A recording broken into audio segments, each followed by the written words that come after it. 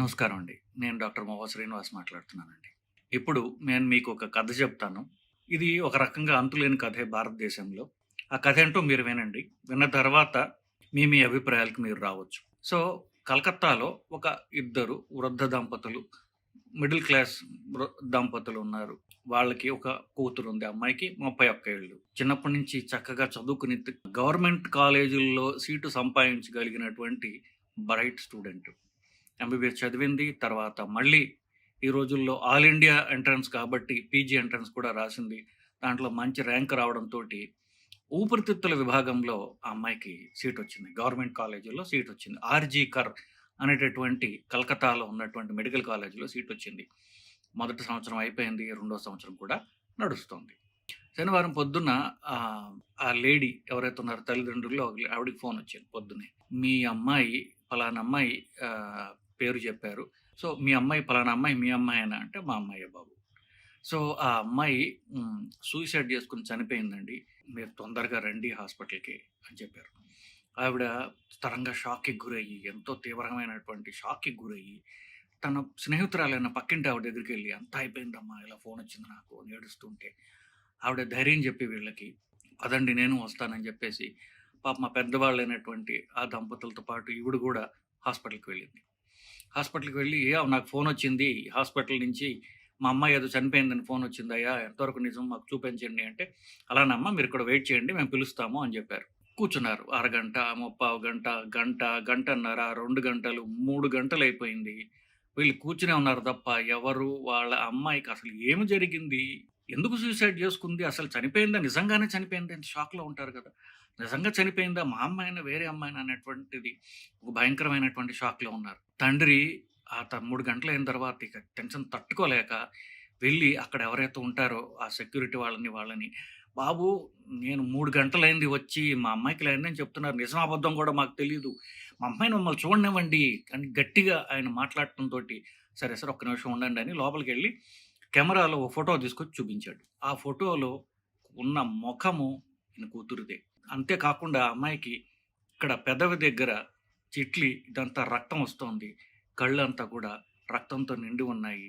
ఆ ముఖంలో జీవం లేదు. సో, ఇది చూసి ఆయన దిగ్భ్రాంతి చెంది భార్యకి చూపించక వీళ్ళందరూ పెద్ద పెద్దగా ఏడుస్తూ గోల చేస్తున్నారు. ఇంకా వీళ్ళ గోల ఎక్కువైపోతోంది అని ఎప్పుడైతే వాళ్ళ అధికారులకు అనిపించిందో, అప్పుడు వాళ్ళు తీసుకెళ్ళి ఆ అమ్మాయి యొక్క బాడీని వీళ్ళకి చూపించారు. చూపిస్తే ఆ అమ్మాయి శరీరం కప్పబడి ఉంది. కానీ ఆ అమ్మాయి శరీరం ఒక మంచం మీద పెట్టబడి ఉంది.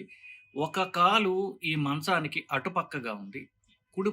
ఒక కాలు మంచానికి ఇటుపక్కగా ఉంది. అంటే వీళ్ళు పాపం లోవర్ మిడిల్ క్లాస్ అంతా చదువు గూడా వాళ్ళకి తెలీదు. అంత లాజిక్ కూడా తెలీదు. ఈ పక్కన ఇంటి ఆవిడుంది చూసారా? ఆవిడ చదువుకున్న ఆవిడ. ఆవిడ చూసింది. చేసి కాళ్ళు ఇంత విడిపోయి ఉన్నాయి అంటే, ఇక్కడ ఉన్నటువంటి హిప్ జాయింట్ ఏదైతే ఉందో అది విరిగితే కానీ ఇలాగ రాదు. 2 జాయింట్లు విరిగిపోయాయా అన్నటువంటిది ఆవిడకి అర్థమైంది. తర్వాత మొఖం చూస్తే కళ్ళలో రక్తం వచ్చి ఉన్నది. సో, ఇది వాళ్ళు చూసింది. సో, "మీ అమ్మాయి చనిపోయిందమ్మా" అని అప్పుడు చెప్పారు తర్వాత. ఒక రేప్ జరిగింది. రేప్ జరిగి ఆ రేప్ జరిగింది అనుకుంటున్నాం మేము. మీ అమ్మాయి అయితే చనిపోయింది అని చెప్పారు. సరే, ఈ స్టోరీ పక్కన పెట్టి ఆ తల్లిదండ్రుల బాధ, దిగ్భ్రాంతి, కోపము ఎంత దారుణంగా ఉంటుందో ఒక్కసారి మనం ఊహించుకోవచ్చు. ఈ అమ్మాయి పరిస్థితి చూడండి. ఎంత దారుణాతి దారుణంగా ఆమె ట్రీట్ చేయబడింది. ఇప్పుడు అది జరిగిన విషయం. ఇప్పుడు ఆ అమ్మాయి సెకండ్ ఇయర్ చదువు ఎండీ పల్మనాలజీ చదువుతున్నటువంటి స్టూడెంట్. ఒక్క నిమిషము ఈ క్రైమ్ గురించి మాట్లాడే ముందు లైఫ్ ఆఫ్ ఎ డాక్టర్ గురించి, జూనియర్ డాక్టర్ గురించి హౌస్ సర్జన్‌లు, ఈ పీజీ చేస్తున్నటువంటి, పోస్ట్ గ్రాడ్యుయేట్ కోర్స్ చేస్తున్నటువంటి చిన్న చిన్న పిల్లలు, వాళ్ళ లైఫ్ ఒక్కసారి మీకు డిస్క్రైబ్ చేస్తాను. నేను ఇట్లాంటి వాటిలోంచి నేనొచ్చాను కాబట్టి, ఆ బాధ అవన్నీ నాకు తెలుసు. వాళ్ళు 25 ఏళ్ళు హౌస్ సర్జన్‌లు అయిపోయిన హౌస్ సర్జన్ చేసే కొడుకు గూడా ఉన్నాడు.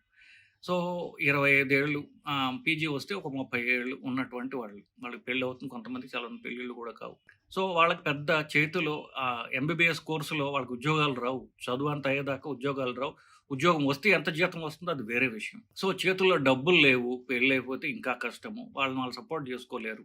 అది పక్కన పెడదాం.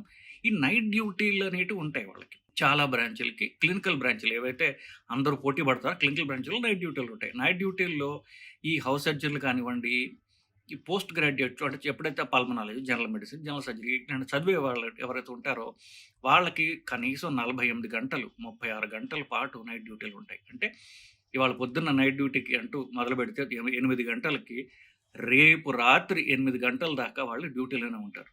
పగలపూట పర్వాలా. రాత్రిపూట సంగతి ఏమిటి? రాత్రిపూట ఎలా ఉంటుందంటే వాళ్ళ జీవితం చెప్తాను వినండి. ఇప్పుడు యూజువల్ గవర్నమెంట్ కాలేజీల్లో కానీ ఎక్కడైనా కానీ అర్ధరాత్రి డాక్టర్లు డ్యూటీ డాక్టర్లు అంటే ఎవరు? జూనియర్ మోస్ట్ డిపార్ట్మెంట్లో ఎవరుంటారో వాళ్ళు నైట్ డ్యూటీలో ఉంటారు. హౌస్ సర్జన్లు కానివ్వండి, ఎంబీబీఎస్ అయిన వాళ్ళు, గవర్నమెంట్ హాస్పిటల్ అయితే పీజీ చేస్తున్నవాడు అప్పుడే హౌస్ సర్జన్లో ఉన్నవాళ్ళు, ఎంబీబీఎస్ అయిపోయిన వాడు వాడికంటే 2 ఏళ్ళు సీనియర్ వీళ్ళు డ్యూటీలో ఉంటారు. అంటే డిపార్ట్మెంట్లో జూనియర్ మోస్ట్ వాళ్ళు. కాంప్లికేషన్ ఏమైనా వస్తే ఫోన్ చేస్తే సీనియర్లు చాలాసార్లు ఫోన్లు కూడా తీరు గవర్నమెంట్ హాస్పిటల్లో. అర్ధరాత్రి వాళ్ళు వచ్చేది ఖచ్చితంగా రారు. ఫోన్లో ఏదో చెప్తాడు, ఇలా చేయని చెప్తాడు. కాంప్లికేషన్ వస్తే వీళ్ళకి కాంప్లికేషన్ హ్యాండిల్ చేయగలటువంటి ఎక్స్పీరియన్స్ కానీ నాలెడ్జ్ కానీ ఉండదు. ఎందుకంటే అప్పుడే స్టూడెంట్ చేరారు ఫస్ట్ ఇయర్, సెకండ్ ఇయర్లు. హౌస్ సర్జన్కి అయితే పాపం ఇంకా చిన్నపిల్లాడు, ఎంబీబీఎస్ అయింది. వీళ్ళకి కాంప్లికేషన్ హ్యాండిల్ చేసే కెపాసిటీ లేదు. సీనియర్లు రారు. ఒకవేళ పేషెంట్కి అటో ఇటో అయిందంటే ఆ కోపము పేషెంట్ యొక్క చుట్టుపక్కల ఉన్నటువంటి వాళ్ళ చుట్టాల కోపంకి అంతా ఎవరి మీద డైరెక్ట్ అవుతుంది? జూనియర్ మోస్ట్ వాళ్ళు ఎదురుగుండా ఎవరు అవుతున్నారు పిల్లలు, వాళ్ళ మీదకి ఆ పేషెంట్లు ఆ కోపం అంతా వెలుగా చూపిస్తారు. కొంతమంది వీళ్ళని కొడతారు, కొంతమంది వీళ్ళని కత్తులతో పొడుస్తారు, కొంతమంది అవి విరగొడతారు, వాళ్ళతో వీళ్ళని కొడతారు. ఇప్పుడు ఆ పేషెంట్ ఎవరి కింద అడ్మిట్ అయి ఉంది? పేషెంట్ బాధ్యత ఎవరిది? ఆ డిపార్ట్మెంట్లో సీనియర్ మోస్ట్ కన్సల్టెంట్ది. అతని కింద పనిచేస్తున్నాడు ఇతను. సో ఈ పేషెంట్ యొక్క డెసిషన్స్, జబ్బు ఏమిటి, దానికి ఏ ట్రీట్మెంట్ చేయాలనే బాధ్యత ఎవరిది? సీనియర్ది. అతని మీద వీళ్ళ కోపం డైరెక్ట్ చేయక ఎదురుగుండా ఎవరుంటే వాడి మీద ఈ కోపం అంతా డైరెక్ట్ చేస్తుంటారు. సో లైన్ ఆఫ్ అటాక్లో ఉన్నది ఎవరు? Junior most people. పాపం వీళ్ళు నిజంగా డెసిషన్లు వీళ్ళు తీసుకోవాలా? ఎవరో డెసిషన్లు ఇంప్లిమెంట్ చేస్తున్నారు అంతే. దానికి కాంప్లికేషన్ వస్తే దెబ్బలు తింటున్నారు, ఒక్కొక్కసారి కత్తిపోట్లకు గురవుతున్నారు. తమిళనాడులో 3-4 నెలలకు ఒక మంది కత్తిపోటుకు గురైంది. ఇది ప్రతినిత్యం జరిగేటటువంటిది. ప్రైవేట్ హాస్పిటల్లో, గవర్నమెంట్ హాస్పిటల్లో జరిగేది. గవర్నమెంట్ హాస్పిటల్లో పీజీ స్టూడెంట్స్ ఉంటారు. వీళ్ళకి ఈ గవర్నమెంట్ హాస్పిటల్లో వీళ్ళకి సెక్యూరిటీ ఇవ్వడానికి గల డబ్బులు గవర్నమెంట్ హాస్పిటల్కి కానీ అథారిటీస్ కానీ లేవు. ఉన్న సెక్యూరిటీ వాళ్ళు పెడతారు. వాళ్ళు ఎవరు ఉంటారు? 60 ఏళ్ళ పైబడి ఏదో పల్లెటూరు నుంచి వచ్చి ఏదో సెక్యూరిటీ ఉద్యోగం చేసుకునడానికి ఒక పెద్ద ఆయన, ఒక ఆయన ఎవరో పాపం ఒక ముసలాయన, ఆయనకి ఏదో యూనిఫామ్ వేసుకుని బయట కూర్చుని కాసేపు పగలంతా ఫోన్లు చూసుకుంటూ రాత్రి తూలుతూ కూర్చుని ఉంటాడు. ఆయన సెక్యూరిటీ వీళ్ళకి ఇస్తాడా?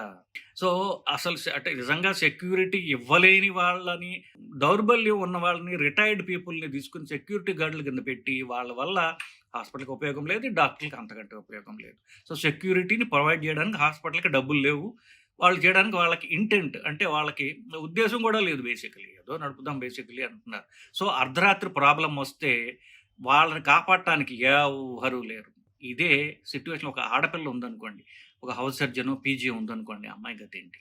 సో అది ఇంకా దారుణాతి దారుణం. ఒకటి ఇది one side of the story. Second side, మీరు ఒక కుక్కని కుక్క అన్నారనుకోండి, అది తిట్టు కాదు కదా, దాని పేరు అది. ఒక మృగాన్ని మృగం అన్నారనుకోండి, అది తిట్టు కాదు, దాని నేచర్ అది. ఒక మగవాడు మృగం అంటంలో తప్పేమి కాదు, మగవాడు అంటేనే మృగం. వాడు తాగాడు అనుకోండి, వాడు నరరూప రాక్షసుడు. నరరూప రాక్షసుడా అన్నాం అనుకోండి, తిట్టు కాదు కదా, వాడి నేచరే అది. సో ఆ మగాళ్ళు ఎప్పుడు తాగుతారు? రాత్రిళ్ళు తాగుతారు. సో రాత్రిళ్ళు వీళ్ళలో రాక్షసులు బయటకు వస్తారు. కొంతమంది ఆల్రెడీ నేర ప్రవృత్తి ఉన్నవాళ్ళు సైకోపాత్స్ అంటారు, బోర్డర్ లైన్ సైకాట్రిక్ డిజార్డర్, వీళ్ళు పిచ్చాళ్ళు. ఈ పిచ్చాళ్ళు ఎప్పుడైతే తాగుతాడో ఆ పిచ్చని ఇది ఇంకా రేకెస్తుంది అనమాట, వాడి ఇన్హిబిషన్స్ పోతాయి. సో వాడు పిచ్చాడల్లా నరరూప రాక్షసుడు కింద తయారవుతాడు. ఈ హౌస్ సర్జన్లు, డాక్టర్ ఇట్లాంటి వాళ్ళు హాస్పిటల్లో తిరుగుతున్నారు అనుకోండి, ఏ పేషెంట్ అటెండెంట్ కిందనో లేకపోతే సెక్యూరిటీ గార్డుల కిందనో ఏదో ఒక అంశంలో హాస్పిటల్ తిరుగుతున్నాడు అనుకోండి, వాళ్ళకి లైన్ ఆఫ్ అటాక్ ఏంటి? ఎదురుగుండా కనిపించే నర్సులు, పాప నర్సులు కూడా చిన్న చిన్న పిల్లలు ఉంటారు, నర్సులు, డాక్టర్లు, వీళ్ళు. సో వీళ్ళకి ప్రొటెక్షన్ ఎక్కడి నుంచి ఉంది? వాళ్ళ హాస్పిటల్ కానివ్వండి వాళ్ళు ప్రొవైడ్ చేయడం లేదు, చేయలేరు. గవర్నమెంట్ హాస్పిటల్ కదా, ఇంకా we don't expect much. So ఇది పరిస్థితి. ఇప్పుడు మనం దీనికి సొల్యూషన్ ఏంటి అంటారు? నేను చెప్పినట్టుగా మృగాన్ని ఎన్ని తిట్టినా మృగమే, వాడిని గురేసినా, వాడికి ఎన్ని కష్టాలు పెట్టినా ఈ డిజర్వ్స్ ఇట్. దాని గురించి మనం మాట్లాడట్లా. మనం మాట్లాడాల్సింది ఏంటి? ఇక్కడ ఉన్నటువంటి స్టూడెంట్స్ మగవాళ్ళైనా సరే ఆడవాళ్ళైతే ఇంక డెఫినిట్‌గా వాళ్ళని వాళ్ళు కాపాడుకోవటం అనేది నేర్చుకోవాలి. కాస్త తెలివితేటలుగా ఉండాలి. వాళ్ళని తప్పు అంటలా. కాస్త తెలివిగా ఉండాలి. ఎట్లాగా మనం ప్రొటెక్ట్ చేసుకోవాలి అనేటటువంటిది వాళ్ళకి తెలియకపోతే వాళ్ళని వాళ్ళు రిస్క్‌లో పెట్టి ఇది కెరియర్ అంతా కూడా అవసరం వాళ్ళకి. ఎందుకంటే నైట్ డ్యూటీలు కానివ్వండి, పగలైనా కానివ్వండి. వాళ్ళని వాళ్ళు ఎలా కాపాడుకోవాలి వాళ్ళకి తెలియడం అనేది అవసరం అసలు బేసికల్లీ. ఆడపిల్లలకి మరీ అవసరం. సో, వాళ్ళకిచ్చే నేను సలహా ఏంటి? ఫస్ట్ మీరు అసలు ఇంకోటి చెప్తున్నా. ఇప్పుడు నైట్ డ్యూటీలు ఉంటున్నారు గదా! నైట్ డ్యూటీల్లో ఆ రాత్రంతా పనుండదు గదా! పేషెంట్‌లంతా నిద్రపోతారు. సో, అర్ధరాత్రి ప్రాబ్లమ్ వస్తే తప్ప వీళ్ళకి ఒక అట్‌లీస్ట్ 3, 4 గంటలైనా పడుకోవడానికి ఉంటుంది. ఎక్కడ పడుకోవాలి? కొన్ని చోట్ల నైట్ డ్యూటీ రూమ్‌లుంటాయి. కొన్ని చోట్ల నైట్ డ్యూటీ రూమ్‌లు గూడా ఉండవు. ఎక్కడో చోట కూర్చోవాలి. నైట్ డ్యూటీ రూమ్ ఉంటే అది అన్‌సేఫ్. నైట్ డ్యూటీ రూమ్ లేదు అని మీరు భయపడకండి, బాధపడకండి. నైట్ డ్యూటీ రూమ్ ఉంటే అది పెద్ద తలనొప్పి. అక్కడ మీరు ఒక్కళ్ళే పడుకోవాలి కాబట్టి. నైట్ డ్యూటీ రూముల్లో ఆడపిల్లలు పడుకోకండి. మీరు కష్టమో, నష్టమో ఆ వార్డులో మధ్యలో ఉన్నటువంటి టేబుల్ దగ్గర మీకు కొన్ని కొన్ని సిస్టర్సు, నర్సెస్ వాళ్ళు ఉంటారు. వాళ్ళ మధ్యన ఉండండి. సో, మనుషుల మధ్యన ఉండండి. నైట్ డ్యూటీ రూములు ఉన్నా లేకపోయినా నైట్ డ్యూటీ రూమ్‌లో ఒంటరిగా పడుకోకండి. ఒంటరిగా ఉండకండి. మిమ్మల్ని మీరు కాపాడుకోవాలంటే మనుషుల మధ్యన ఉండాలి. మిమ్మల్ని ఫిజికల్‌గా అటాక్స్ వచ్చినప్పుడా మీ చెడు మాట్లాడాలన్నా, కాపాడాలన్నా వాళ్ళకి మీరు మధ్యలో ఉంటేనే కదా వాళ్ళు మిమ్మల్ని కాపాడగలరు. సో, నెక్స్ట్ మిమ్మల్ని మీరు కాపాడుకునేందుకు పెప్పర్ స్ప్రే అనేటటువంటి ఒక పరికరం వస్తోంది. అది ఒక స్ప్రే లాగుంటుంది. మన పెర్ఫ్యూమ్ స్ప్రే లాగుంటుంది. దాంట్లో మిరియాల పొడి అవి యేసుంటాయి. అదేస్తే మొహం అంతా మండుతుంది వాళ్ళకి. సో, పెప్పర్ స్ప్రే అనేది మీ బ్యాగ్‌లో అనుక్షణం పెట్టుకోండి. హాస్పిటల్‌లో మీకు చెప్పక్కర్లేదు గదా! సెలైన్ ఎక్కించడానికి వాటికి సూదులుంటాయి. ఒక బండ సూది ఒకటి క్యాప్ పెట్టుకొని మీ బ్యాగ్‌లో పెట్టుకోండి కనీసం. సో, మిమ్మల్ని మీరు కాపాడుకోండి. కత్తులకి నేను పెట్టుకోమట్ల. సూదైనా పెట్టుకోండి. మనుషులు మిమ్మల్ని మీరు కాపాడుకోవడానికి. పెప్పర్ స్ప్రే తప్పనిసరిగా పెట్టుకోండి. ఐవీ నీడిల్స్ ఒకటో, రెండో మీ బ్యాగ్‌లో తప్పనిసరిగా పెట్టుకోండి. కనీసం జేబులో అయినా పెట్టుకోండి అది. నెక్స్ట్ ఎప్పుడు ఒంటరిగా ఉండకండి. ఆడపిల్లైనా, మగపిల్లైనా సరే అటాక్ ఎవరి మీదకైనా రావచ్చు. ఆడపిల్లలకైతే ఇంకో రకమైన అటాక్స్ ఉంటాయి. మగపిల్లలకి ఇంకో రకమైన అటాక్స్ ఉంటాయి. సో, ఒంటరిగా డ్యూటీ రూమ్స్‌లో ఉండకండి. ఎప్పుడు కూడా మనుషుల మధ్యన, నర్సెస్ మధ్యన, పేషెంట్‌ల మధ్యన ఉండండి. కనీసం పేషెంట్‌లన్నా మిమ్మల్ని అరవగలరు గట్టిగా లేకపోతే. మిమ్మల్ని మీరు కాపాడుకునేందుకు ఇంకా ఏమన్నా వీడియోస్ ఉంటాయా? సెల్ఫ్ ప్రొటెక్షన్ వీడియోసే ఉంటాయి. అవన్నీ చూడండి. సో, బేసికల్లీ నేను చెప్పినట్టుగా అథారిటీస్ నుంచి మీకు సపోర్ట్ రాదు. ఏదో కొన్ని నెలలు, కొన్ని సంవత్సరాలు హడావిడి జేస్తారు. ఇది తగ్గిపోతుంది. ఇంకొకటొస్తుంది. సో, భారతదేశము rape capital of the world. ప్రపంచంలో అత్యధిక రేప్స్, మర్డర్స్ ప్రతి రేప్ తర్వాత ఒక మర్డర్ ఉంటుంది. ఎందుకు రేప్ జేసేవాడు వాడి ఐడెంటిటీ కాపాడుకోవడానికి వాడు చేసేటటువంటి ఇంకొక దౌర్భాగ్యపు పని. సో, ఇది ప్రపంచంలో అన్నిటికంటే ఎక్కువ భారతదేశంలో ఉన్నాయి. సో, ఆడపిల్లలు మీరు మిమ్మల్ని మీరే కాపాడుకోవాలి. ఎవరో వస్తారు, ఏదో చేస్తారని ఎదురు చూసి మోసపోకమా అన్నాడు మహాకవి శ్రీశ్రీ.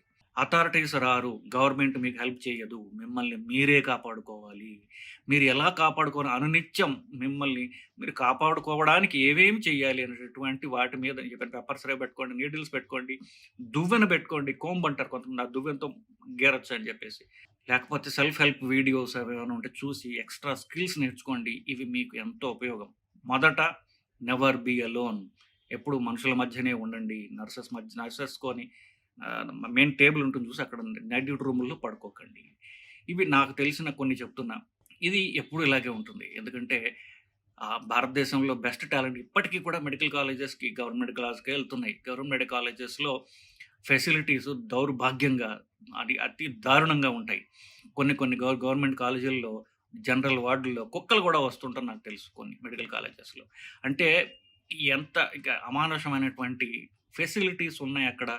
నాకు తెలిసిన ఒక హౌస్ సర్జన్ ఫాదర్‌కి ట్రీట్మెంట్ కావాలని నేను చెప్పాను. అమ్మా నువ్వు పీజీవి అక్కడ పని చేస్తున్నావు గదా! ఆ ఫాదరు గుండె వీక్‌నెస్ తోటి నా దగ్గరికి చాలా కాలం వచ్చాడు. కాపాడుకుంటూ వచ్చాం. ఒకసారి అతనికి ఊపిరితిత్తుల్లో ఇన్ఫెక్షన్ వచ్చిందంతే. సో, అమ్మా ఎలాగో నువ్వు పీజీవి గదా! అక్కడ అడ్మిట్ చెయ్యి ఐసీయూలో ఏమన్నా యాంటీబయాటిక్స్ కదా! ఈ యాంటీబయాటిక్స్ ఇప్పించు అని చెప్పా. 3 రోజుల తర్వాత ఏడుస్తూ నాకు ఫోన్ చేసింది. సార్ మీరు చెప్పారు. అక్కడ అడ్మిట్ చేయను. ఎవ్వరు పట్టించుకోలేదు సార్. అదేంటమ్మా నువ్వు పీజీవి మీ యూనిట్‌లోనే నువ్వే అడ్మిట్ చేసుకున్నావు అంటే, గవర్నమెంట్ పరిస్థితి అలాగే ఉంది సార్. ఎవ్వరు పట్టించుకోరు. మా నాన్నకి ఒంట్లో బాగోక కనీసం ఫోన్ గూడా చేయలేదు. నేను వచ్చేసరికి అంతా జరిగిపోయింది సార్. సో, మనకి అథారిటీస్ నుంచి సపోర్ట్ రాదు. ఎవరి దగ్గర నుంచి సపోర్ట్ మీరు గవర్నమెంట్ వదిలేద్దాం. సో, ఎవరి నుంచి మీకు సపోర్ట్ వస్తుందని కనీసం హోప్ కూడా చేయకండి. మిమ్మల్ని మీరు ప్రొటెక్ట్ చేసుకోవడం ఎలా అని కాస్త అమాయకంగా ఉండకుండా కాస్త తెలివితేటలు మీరు డెవలప్ చేసుకోండి. మిమ్మల్ని మీరు కాపాడుకోండి. ఇది నేను చెప్పొచ్చేదండి. నమస్కారం.